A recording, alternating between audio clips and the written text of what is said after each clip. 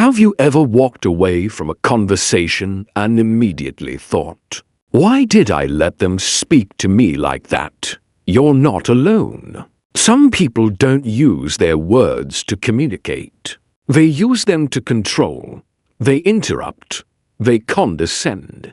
They throw subtle shade, bold sarcasm, or backhanded comments designed not to seek clarity, but to assert dominance. And worse, they expect you to just sit there and take it, quietly. But Stoicism teaches us a radically different kind of strength. Not the kind that roars to protect its ego, but the kind that responds with clarity, calm, and control. In this video, you're going to learn how to disarm rudeness without raising your voice. Not with anger, with precision. So if you've ever had that deep urge to say less, but have it mean more, stay with me, because what you're about to discover could completely change how you handle conflict from this moment forward. 1. I'm not the one.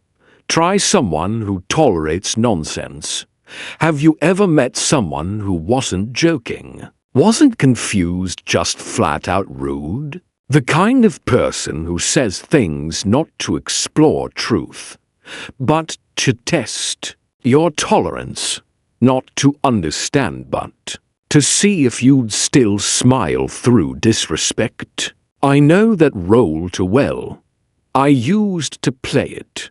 The peacekeeper, the one who bit their tongue, who laughed off the insults, who nodded politely, even while being subtly disrespected. I told myself, stay calm, don't escalate, keep the peace. But there comes a moment, and you'll feel it, when that silence no longer feels wise. It feels like self-betrayal. For me, that moment came in a meeting at my old job. There was this guy, let's call him Colin. Colin loved to perform. Late to meetings, loud opinions, sarcasm masquerading as confidence. And on that day, while I was presenting something I had poured weeks of strategy and analysis into, he cut me off with a smirk. "Do you even understand what you're saying?" Sounds like a lot of fluff to me. Time slowed. That burn crept up my chest. Every cell in my body said, say it now. So I did. Not with fury, not with fire, but with focus. I looked him straight in the eye and said, "Colin, I'm not the one. Try someone who tolerates nonsense." Silence. He blinked. The smirk vanished. No one laughed, and no one defended him either. Because the truth, they had all been waiting for someone to draw the line. That day, I did. Here's what they'll never teach you in any leadership seminar. Most rude people aren't powerful. They're just unchallenged. They've been fed by silence, enabled by those too polite to speak up. And when you break that pattern, not with rage, but with grounded composure, you steal the oxygen from their performance. You take away their illusion of dominance. Some people thrive on chaos because they've never known peace. They speak over others not because they're bold, but because stillness terrifies them. They throw shade not because they're confident, but because they can't stand to look inward. That's not strength. That's just noise. You don't need to raise your voice. You don't need to match their dysfunction. All you need is one sentence, delivered with calm certainty, to remind them, "You've mistaken my silence for weakness." That ends here. And yes, when you begin setting firm boundaries, some people will say you've changed. Let them. When you stop making yourself available for disrespect, Some will call you difficult. Let them. You were never meant to carry the weight of fragile pride and insecure egos. You were meant to protect your peace. And peace, my friend, is not passive. It's a discipline. So the next time someone tries to cut you, you remember what we said. You don't need to yell to reclaim your power. Sometimes all it takes is a calm gaze, a steady tone, and one line that draws a boundary sharper than any argument ever could. So the next time someone tries to cut you down with sarcasm, tries to play superiority games in front of an audience, don't match their drama. Just look them straight in the eye, steady, calm, unshaken, and say, try someone else. I'm not the one. Because the moment you stop explaining yourself to people who've already decided to misunderstand you, that's the moment you reclaim your strength. That kind of silence, that kind of certainty, it stays with them. Too. I'm not offended. I just don't value your opinion enough. There's something oddly amusing about the way some people think their opinions should shake your foundation, just because they said them out loud, as if their disapproval is some sacred insight you're now obligated to internalize. As if their offhand comment is a mirror, one you're supposed to look into, see something broken, and start fixing yourself. But the truth, it's simpler, calmer, and much more powerful. I'm not offended.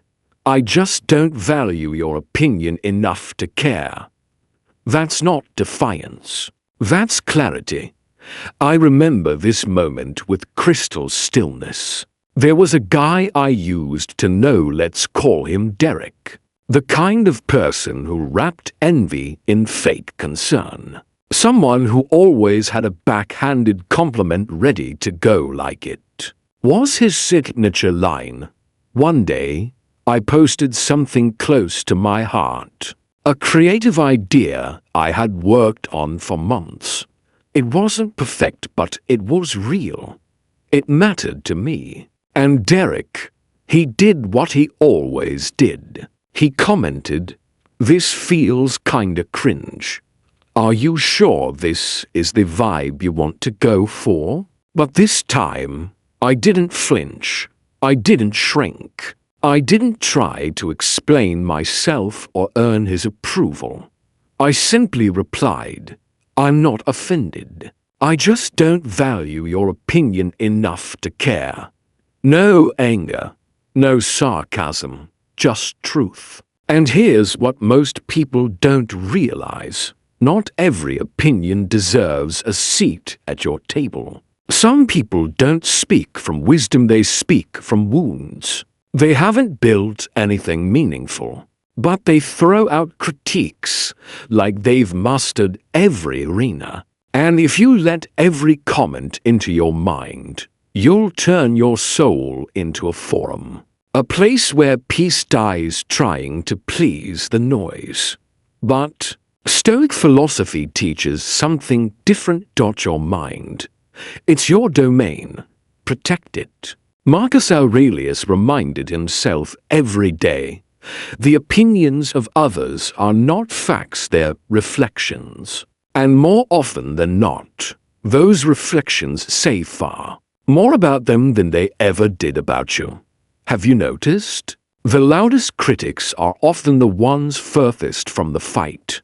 They're not in the arena. They're not building. They're not risking. They're not showing up. They throw stones from the sidelines because it's easier to judge than it is to try. And when you respond not with ego, not with fury, but with a calm, centered stillness, they lose power. Because you're not obligated to be offended by someone unqualified to judge your path. Their voice isn't your compass. That's not arrogance. That's self-respect. It's the moment you stop translating your vision for people who were never going to see it anyway. And when you stop chasing approval from people who don't even understand your mission, you start to walk freely. So next time someone throws shade, wraps jealousy in a joke, or disguises disrespect as just being honest, pause, smile, breathe, and say it simply. I'm not offended. I just don't value your opinion enough.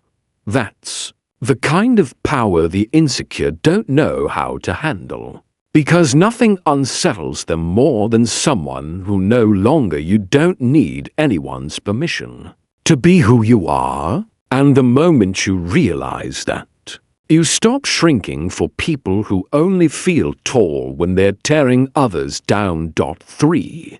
That's a strange way to beg for attention. Some people don't insult you because they're brave or honest. They insult you because they're starving for attention, for relevance, for anyone to notice them. It's not about truth.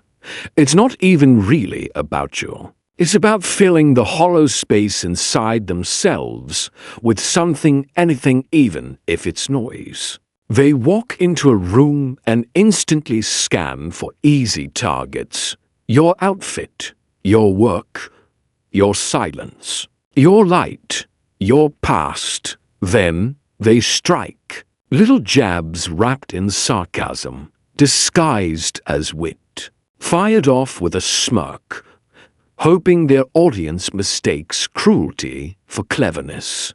But here's the truth behind that smirk. It's not confidence. It's hunger. Desperate, unresolved hunger. And sometimes, the most disarming, effective response is also the simplest. That's a strange way to beg for attention.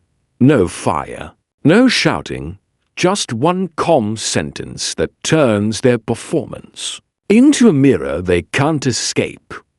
I'll never forget a gathering I attended a while back. It was low-key, good people, easy energy.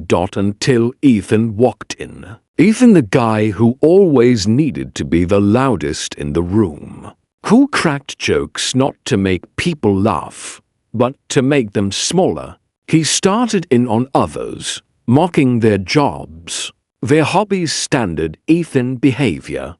And then, as expected, he turned to me, smirk locked and loaded. Still working on that little project of yours? Must be nice to have so much free time. The old me would have laughed it off, or worse, launched into an explanation to validate myself. But not this time. I looked at him, smiled slowly, and said, "That's a strange way to beg for attention. Do you need a hug or something?" The room went dead silent, but not awkward, clear, because everyone saw it for what it really was. Not wit, not charm, just insecurity, disguised and desperate. Here's the Stoic truth. People who constantly bring others down, they're usually drowning in their own unspoken fears. They insult to distract from their stagnation. They get loud because silence forces them to face themselves. So when you calmly speak the truth, not to embarrass, but to reveal, they shrink, because attention seekers don't fear being challenged. They fear being seen. We live in a time where sarcasm and shock value are often mistaken for intelligence. People say reckless things not because they believe them, but because they crave your reaction. So what happens when you don't give it to them? When you offer clarity instead of chaos, something shifts. They came looking for a fight, but what they get is a mirror, and mirrors are terrifying to egos. That's why this line is so powerful. That's a strange way to beg for attention. It doesn't attack, it exposes, and exposure is what insecurity fears the most. Not every insult deserves energy, but some deserve truth, delivered calmly, precisely, without venom. So the next time someone tries to chip away at you with a joke that cuts a little too deep, don't match their chaos. Don't argue. Just smile, tilt your head, and say, "That's a strange way to beg for attention." Then sit back and watch how quickly their performance collapses. 4. Every time you speak. It's a reminder to value silence.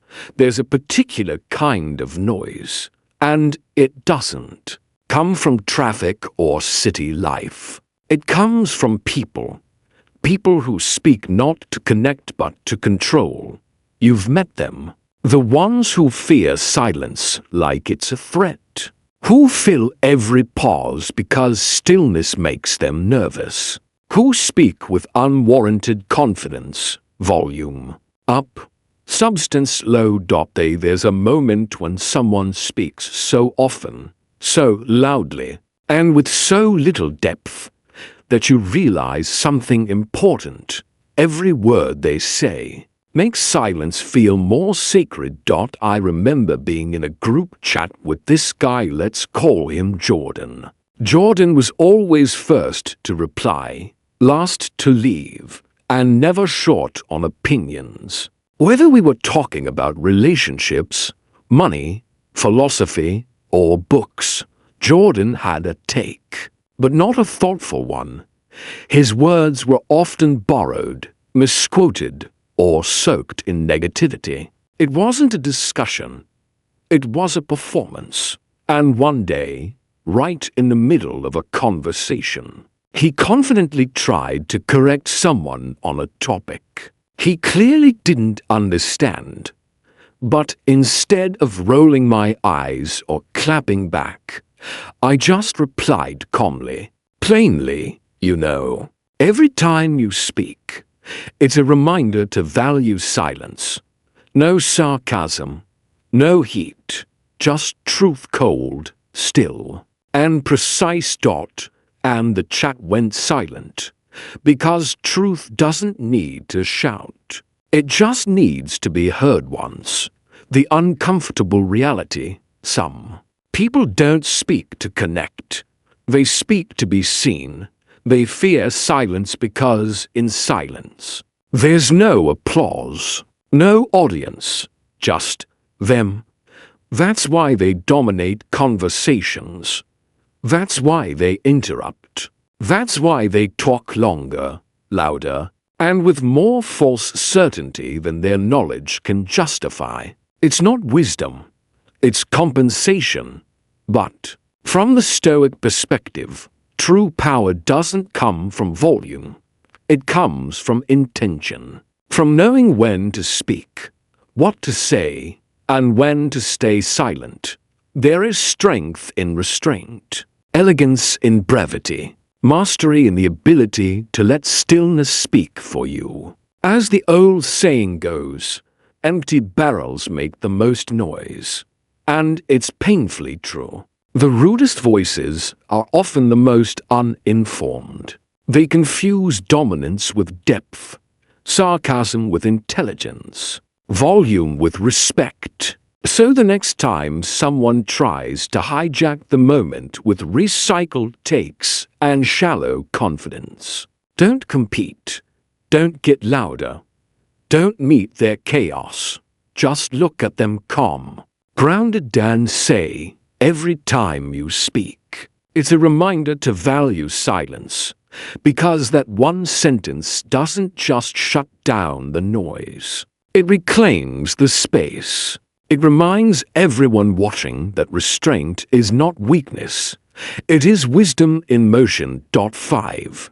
If you're trying to hurt my feelings, you'll have to try harder. Most people who insult you, they're not searching for truth. They're searching for control. They want to provoke something, a flinch, a crack in your armor, a sign that they still have emotional access to you. And when you don't flinch, don't explain, don't even blink, that's when they lose. There's a quiet kind of power in smiling and calmly saying, "If you're trying to hurt my feelings, you'll have to try harder." It's not arrogance, it's emotional sovereignty. It's the quiet confidence of someone who's outgrown the version of themselves that used to bleed from every careless word. I remember when I was younger, words felt like stones. There was this guy Lucas who laughed at my clothes and said, "You actually think that looks good." I smiled, laughed with him, then went home and changed. Another time, someone scoffed at my dreams. "That's adorable. You really think you'll make it?" And for weeks, I second-guessed everything. But life has a way of reshaping. What pain doesn't destroy. Life doesn't always shape you through praise. Sometimes it shapes you through rejection, betrayal, through standing alone in the wreckage of what you thought was solid. But that wreckage, that's where clarity is born. Eventually, I stopped listening, not because the world got kinder, but because I got stronger. Here's the truth. People can only wound you deeply when you secretly believe what they're saying. But when you know who you are, when you've survived worse, lost more, rebuilt yourself from the ground up, cheap shots don't hit the same. They don't break you. They bounce off armor that was forged in fire. So now, when someone throws shade, when they try to sneak in a jab wrapped in passive aggression, I don't react. I don't explain. I look them in the eye and say, "If you're trying to hurt my feelings, you'll have to try harder." Because if you think a weak insult is going to shake me, you clearly don't know my story. And here's the harsh reality. Some people only feel tall when they see you shrink. They want you insecure because it makes you easier to control. They want you emotional because it gives them room to rewrite the narrative. But when you stay calm, grounded, unshaken, you reclaim every inch of the power they tried to steal. That one sentence, it's not just a clever comeback. It's psychological clarity. It sends a message that cuts deeper than any insult. You don't define me. Your words don't build or break me. I've weathered storms that would have broken you, and you think this will rattle me. That's not denial. That's discernment. You're not pretending they didn't try. You're just refusing to let it in. Stoic philosophy teaches this. Freedom lives in mastery of the self. Not reacting doesn't mean you're weak. It means you're wise. And when you've cried, failed, been misunderstood, and still kept going, trust me, a cheap insult doesn't deserve your precious energy. So the next time someone tries to bruise your spirit with a fake joke, a snide comment, or a petty dig, don't match their energy. Just smile and calmly say, "If you're trying to hurt my feelings, you'll have to try harder." Then walk away. Not in retreat, but in triumph. Because silence from someone strong is louder than any scream from someone who's still desperate to be seen. 6. You're not on the level to get a reaction from me. Why does this line cut so deep? Because it doesn't insult. It dismisses. It doesn't raise its voice. It doesn't argue. It doesn't try to win. It simply removes the other person from the equation entirely. It tells them, without drama, without anger, without a single wasted breath, you don't even qualify for my attention, let alone my reaction. There are two kinds of people in any confrontation: those who seek understanding, and those who seek control. And the second type, they don't want truth, they want chaos. They're not debating, they're performing. And your emotions, that's their stage.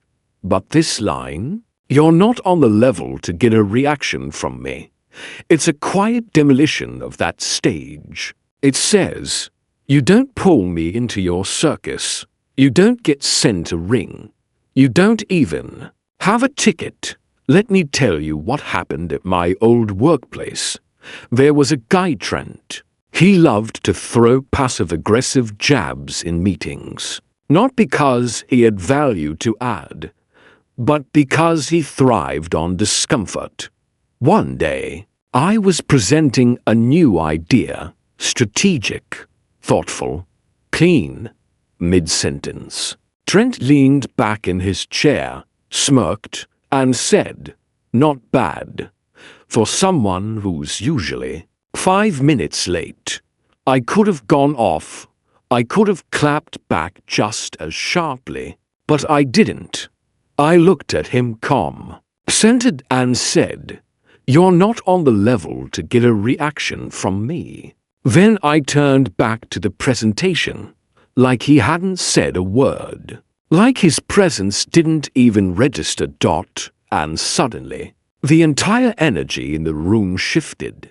Not because I yelled, not because I clapped back, but because I didn't. Not because I dominated, but because I rose above. People like Trent, they thrive on attention, even negative attention. So when you deny them that, even without cruelty, you expose something they're terrified to admit: their irrelevance.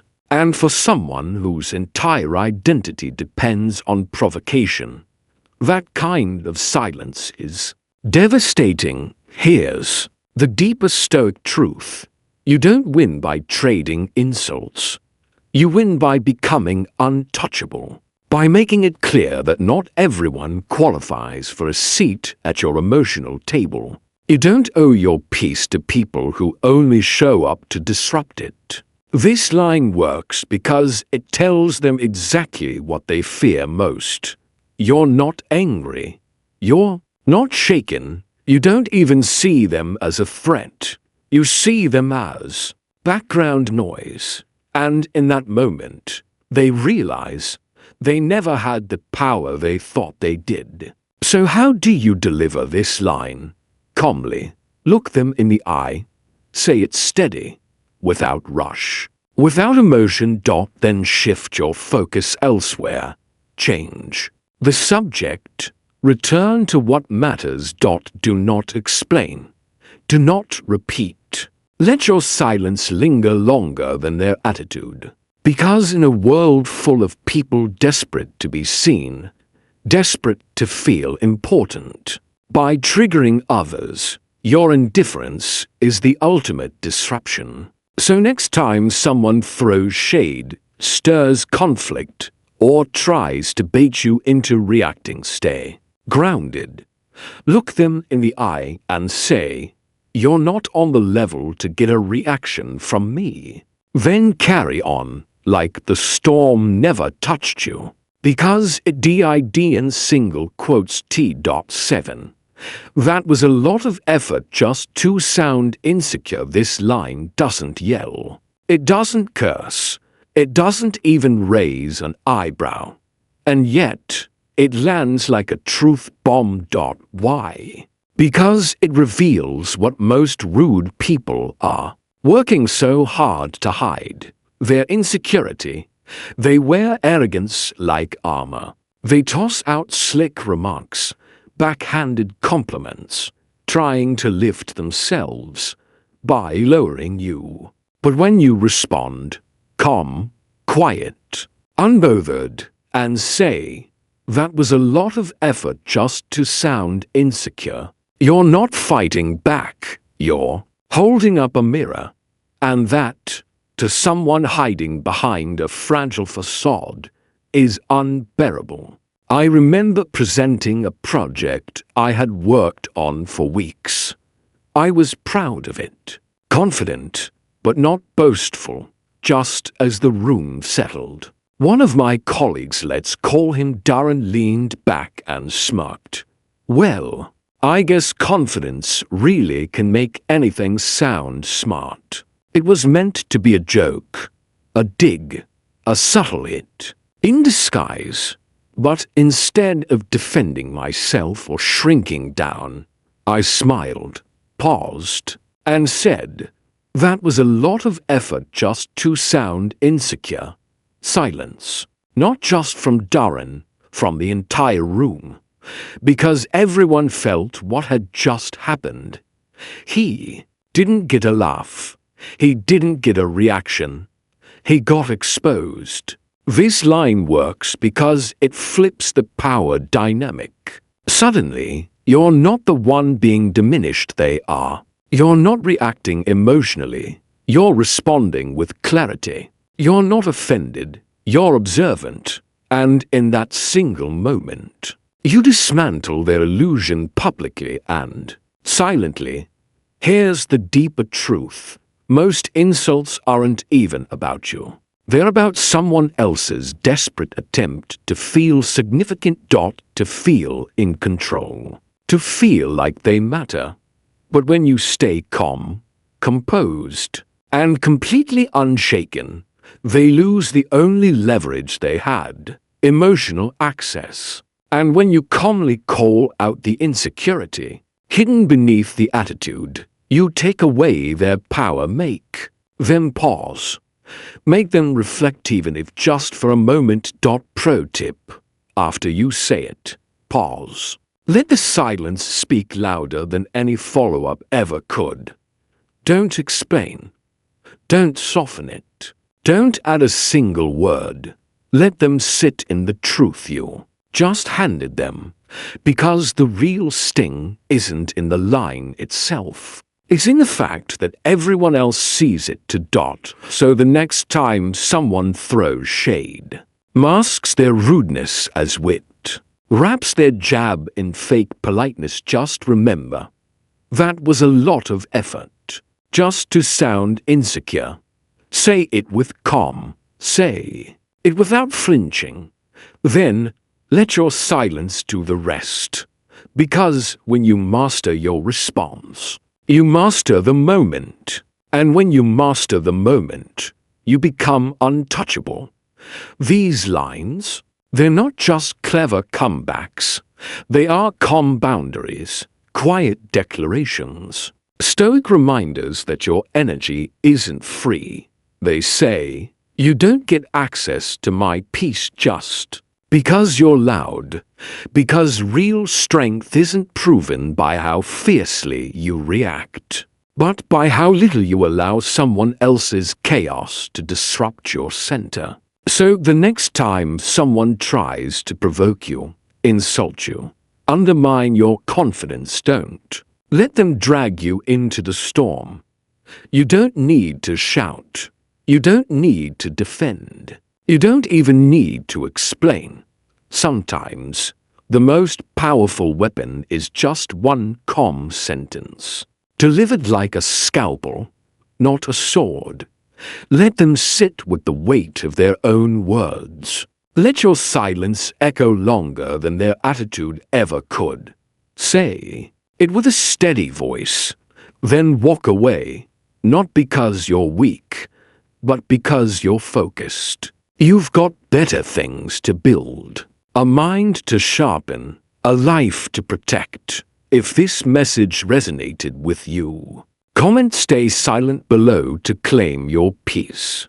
And if you're ready to keep mastering the art of calm power through stillness, subscribe to Stoic Capsule quietly. No noise, no hype, just the kind of wisdom that doesn't shout to be heard and never has to. Until next time, stand tall, speak with purpose, and protect your peace.